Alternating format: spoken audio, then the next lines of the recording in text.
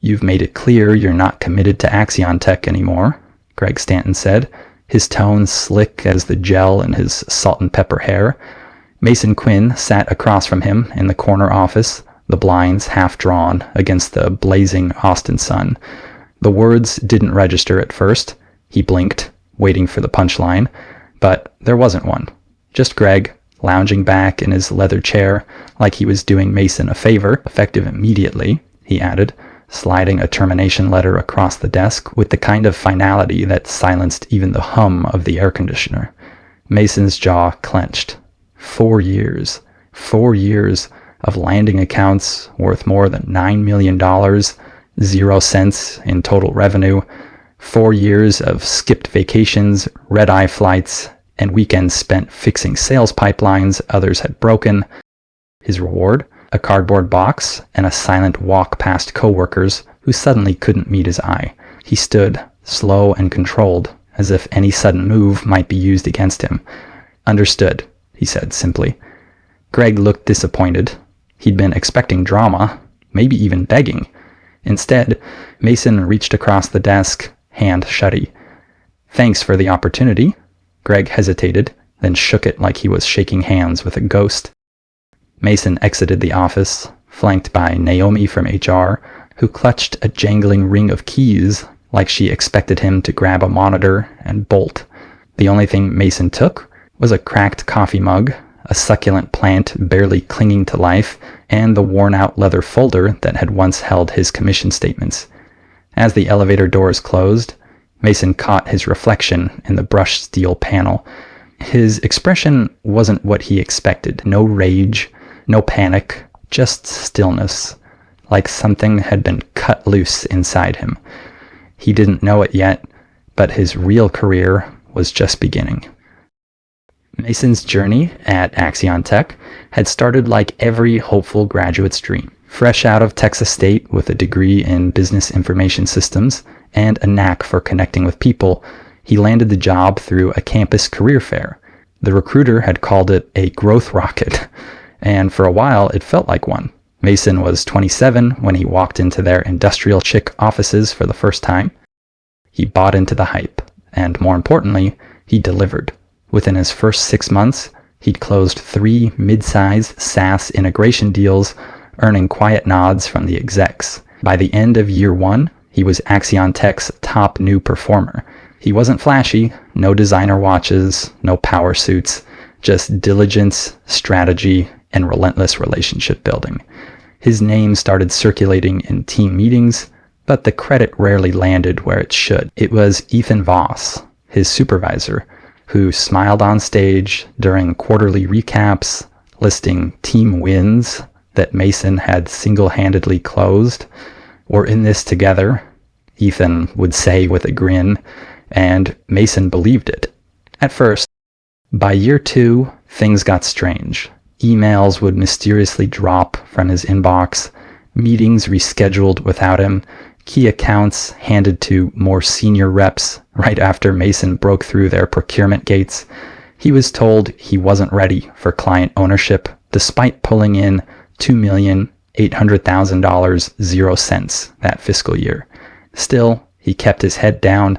He remembered what his father used to say, "In the service, you don't climb by whining." So, Mason proved. Every quarter, he ate missed commissions and delayed bonuses with a forced grin and hope that his loyalty would pay off. But the promised promotion never came. Instead, Ethan got a new Audi and a corner office.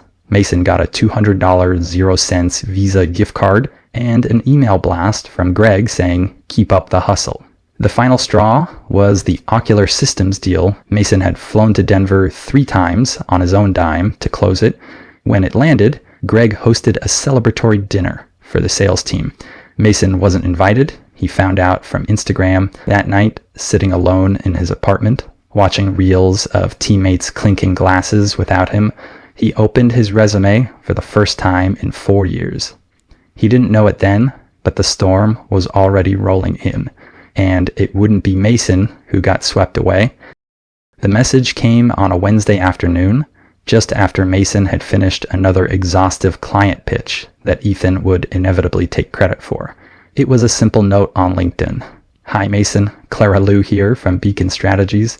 We're expanding our strategic growth division and your name came up more than once. Would love to chat." She was Beacon's Director of Strategic Partnerships. And Beacon wasn't just any firm, it was a rising star in enterprise consulting.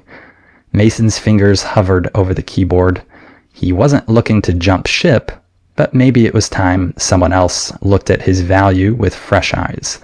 He agreed to meet for coffee the next day, casually, he told himself. No expectations. The cafe was only a few blocks from Beacon's headquarters in downtown Austin. Clara arrived on time, all confidence and clarity, and within 10 minutes, Mason realized this wasn't a feeler, it was a pitch. "We need someone who's been in the trenches," she said. "Someone who's built client relationships from scratch and knows how to scale them ethically." She didn't have to say it, but Mason knew. They'd heard the rumors about Axion Tech's culture. Clara leaned in slightly, voice low but sincere. "You've got a reputation for integrity, and that's rare in our field. We're ready to build something better, if you're in." The interview lasted just under an hour. She didn't sugarcoat anything.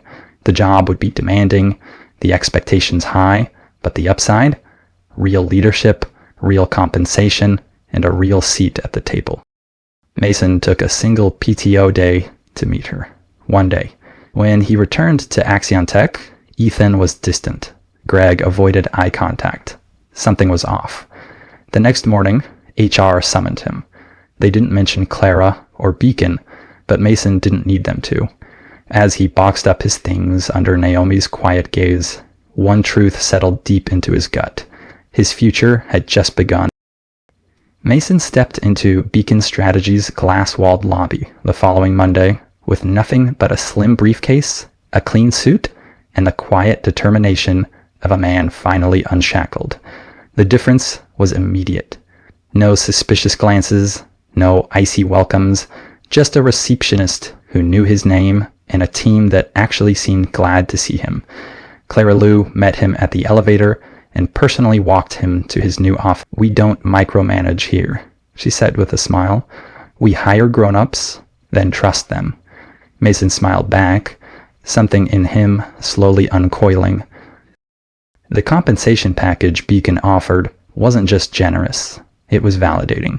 His base salary was nearly double what he'd made at Axion Tech, with performance bonuses that reflected real outcomes, not vague promises. He received a company card, access to support staff, and, most shocking of all, a clear roadmap for growth. Clara didn't just want Mason to lead a sales team, she wanted him to build a division from the ground up. "You've spent 4 years proving yourself to people who couldn't see you," she told him. "We see you. Now let's build something better." For the first time in years, Mason didn't feel like he had to look over his shoulder. No one was trying to take credit. No one was sabotaging him in secret.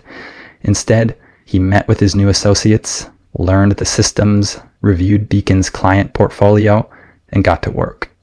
He even dared to feel optimistic. Each night when he locked his office and stepped out into the Austin twilight, he carried something more than a briefcase. He carried a sense of worth he'd almost forgotten he had. He wasn't just starting over, he was finally starting right. 2 weeks into his new role at Beacon Strategies, Mason was finally hitting stride. The strategy deck was locked, his team was aligned, and he'd even landed a warm lead from a former client who'd followed his move with interest. Then, without warning, the storm came. A thick envelope arrived at Beacon's legal department, stamped U-Argent and bearing the logo of Axion Tech's corporate counsel. Inside was a cease and desist letter accusing Mason Quinn of violating a signed non-compete agreement. The letter demanded immediate termination of his employment or face litigation. Mason's heart sank as Clara slid the envelope across his desk. "Did you sign one of these?" she asked calmly. "Never," Mason replied, eyes scanning the legal threats printed in bold font. He'd never signed a non-compete. Not during onboarding, not at any point in his 4-year tenure, he was certain. But then came the second envelope, this one containing a copy of a document bearing his signature. A 3-page non-compete agreement dated 2 years ago, exactly 1 week after he was awarded Salesperson of the Year. The signature looked like his, the formatting looked official, but Mason had no memory of this agreement. Panic crept in, but he forced it down. "I've never seen this before," he repeated. Beacon's legal counsel, a sharp-tongued attorney named Ravi Patel, raised an eyebrow. "You sure? Sometimes these get slipped in during routine reviews." And just like that, Mason remembered his annual performance review with Greg Stanton, the stack of papers, the yellow flags, just standard HR updates. Greg had said, tapping the corners with a manicured finger. Mason had signed blindly, trusting the man who now sat at the center of every red flag. Ravi didn't flinch. "We'll fight it," he said, already scanning the document. "It's weak.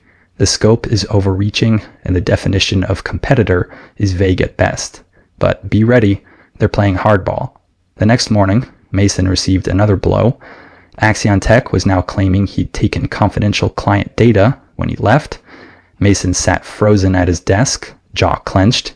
It wasn't just about blocking his new job. They were trying to smear him, professionally erase him. Clara put a hand on his shoulder that afternoon. "We believe you," she said, "but it's going to get worse before it gets better." Mason nodded.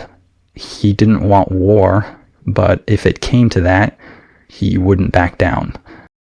The message came late at night, an anonymous number, 1 line of text. "You didn't take those files. I saw what happened." Mason stared at it, heart thudding. He replied cautiously, "Who is this?" A moment later, the response came. "It's Jules Harper. I work in accounting. You probably don't remember me, but I remember you. You were always decent. I shouldn't be doing this." Mason's pulse quickened. He stepped out onto his apartment balcony, phone pressed to his ear as Jules called, her voice low and nervous. "After you left, I saw Greg in the server room," she said. "He accessed your client folder, copied it, then deleted the original records. 2 hours later, IT flagged it as missing, and he told HR you must have taken it with you." Mason closed his eyes, fury curling tight in his chest. "Can you tell my lawyer that?" he asked. Silence. Then, softly, "I can't. I need this job. My mom's on my insurance, and Greg has eyes everywhere." Before Mason could thank her, the line went dead. He stood outside in the warm Texas night, phone still in hand, jaw locked. The entire narrative Axion Tech was building, Mason as the disgruntled, dishonest employee, was built on fabricated evidence, and someone inside had just confirmed it. They weren't just protecting company secrets, they were orchestrating a takedown, quietly, deliberately. By the end of the week, Mason's name was being dragged through back channels like a whispered scandal. A longtime client called him, puzzled. "I just got off the phone with someone from Axion Tech," he said. "They strongly implied you left under questionable circumstances, said I should be careful about who I trust." Mason's stomach dropped. It wasn't just legal threats now, it was a coordinated smear campaign. One by one, his old contacts reached out, each with a similar story. Subtle suggestions that Mason had taken data, exaggerated contracts, even hinted at unethical behavior. The kind of quiet poison that didn't come with proof, only doubt. At Beacon, the leadership stood by him, but Mason felt the pressure coiling like a spring in his chest. He couldn't sleep. Every buzz of his phone made his pulse spike. He knew how fragile reputations were in their industry, and how easily whispers could cost him not just deals, but trust. Clara called him into her office after noticing the dark circles under his eyes. "They're trying to exhaust you. They want you reactive, paranoid. That's how people give up." Mason nodded, though his hands still trembled when no one was looking. The weight of the lies, the silence of coworkers he once mentored, the way Axion Tech was rewriting his narrative in real time, it was all eating away at him.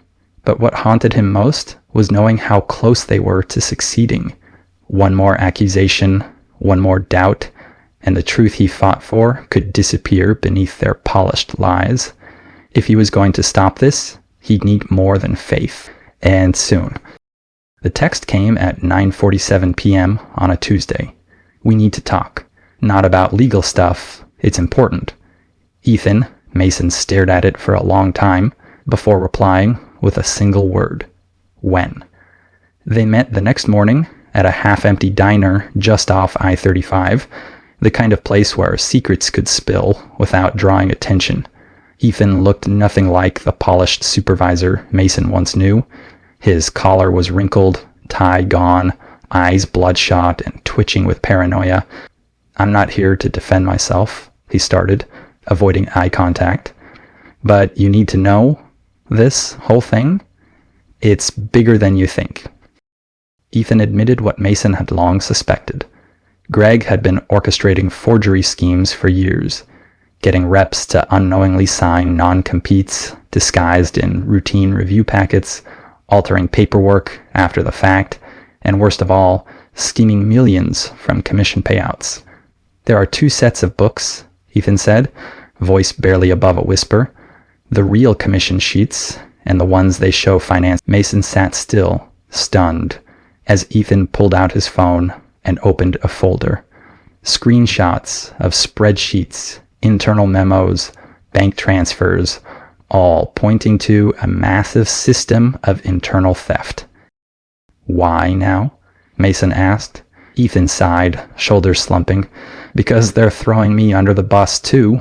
Greg's prepping to make me the fall guy, and you're the one person who kept receipts. You scared him." Mason narrowed his eyes. "Then help me take him down." Ethan hesitated, then nodded slowly. "But if I give you this, I'm finished in this industry." Mason met his gaze.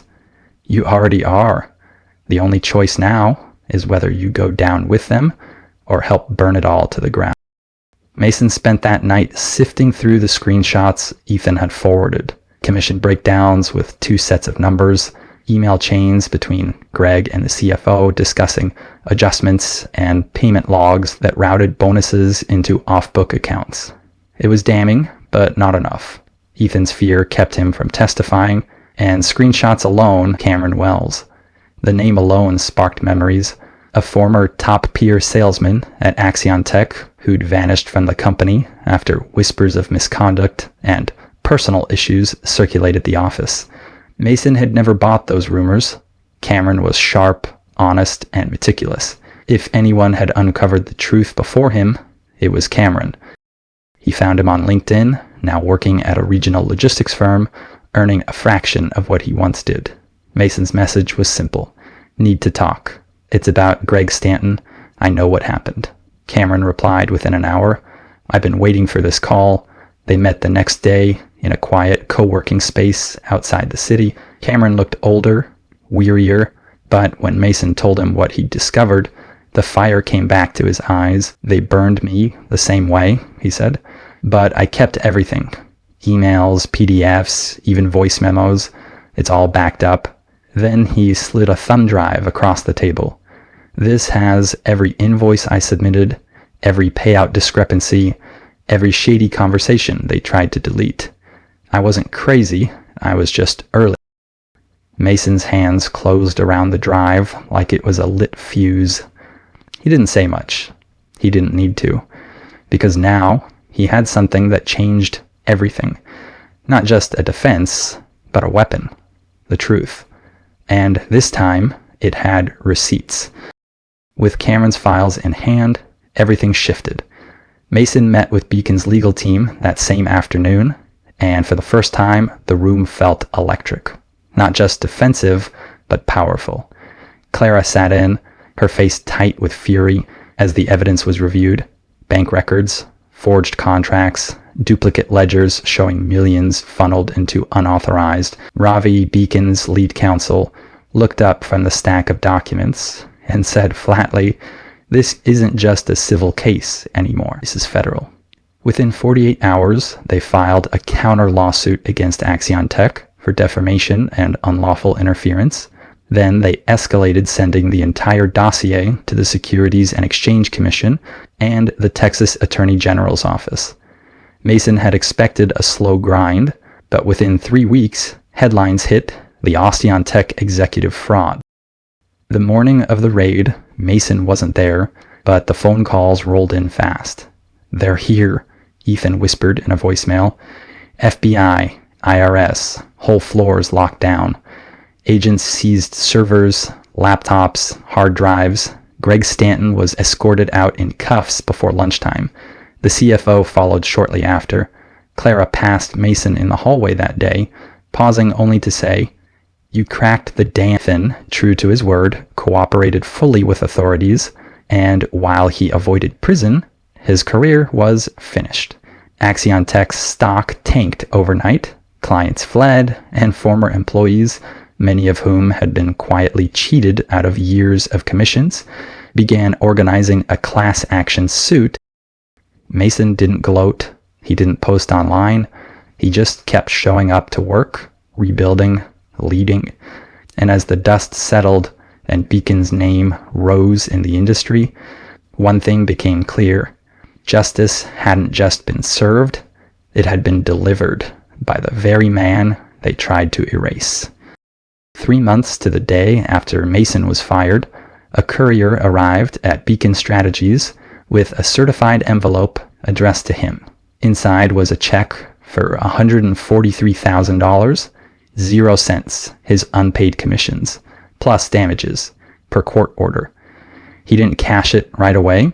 Instead, he laid it flat on his desk, staring at it like a scar-turned trophy, not because he needed the money. His new role at Beacon had already made that irrelevant, but because it marked the end of something bitter and the beginning of something earned. Axiontech's lawsuit against him had been formally dropped.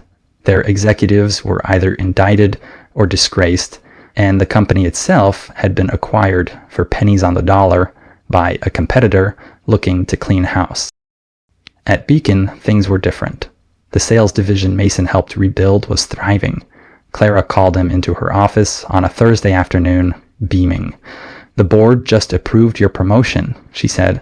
"You're the new vice president of business growth, effective next month." Mason thanked her, not with wide-eyed disbelief, but with the quiet confidence of someone who had bled to earn that title. Cameron had since joined the team, along with 2 other ex-Action Tech employees who were part of the class action settlement. They didn't talk much about the past. It hung unspoken, like the dent in an old door frame, but they all shared something deeper than memory, proof that resilience could outlast corruption. Mason hadn't just survived the war, he'd won it, with evidence, integrity, and a refusal to stay silent. That weekend, Mason drove out to his parents' home, just outside Austin, the same beat-up sedan he'd been driving since college, humming steadily beneath him. The sun was dipping low when he joined his father on the back porch, the air still and warm. They didn't speak for a while, just sat watching the light fade through the trees. "You did it," his dad finally said. Mason nodded, emotions welling but held back. "I didn't think it'd end like this," he admitted. "I thought they'd break me." His father sipped his coffee and looked out over the yard. "They didn't fire you, son. They freed you. They just didn't know it." Mason smiled faintly. For the first time in years, he felt whole. His dad added with a grin. "Vice president, huh? Time to finally retire that old car." Mason laughed, eyes glinting. "Maybe, but I think I'll keep it a little longer. It reminds me how far I've come and how I got here." His father raised his glass. "To the long road and walking it right." Mason's journey is proof that integrity doesn't just survive in cutthroat industries, it wins. He was betrayed, fired, and smeared by the very company he helped build, but instead of folding, he chose to fight back with facts, not fury. In doing so, he exposed a multi-million-dollar fraud scheme, cleared his name, and reclaimed his power. The lesson? Loyalty to a company means nothing if that loyalty isn't if you're being undervalued, overlooked, or manipulated. Don't wait for permission to protect your worth. Speak up, document everything, and when the time comes, walk away with your head held high, because doing the right thing might not be the easiest path, but it is the one that lasts.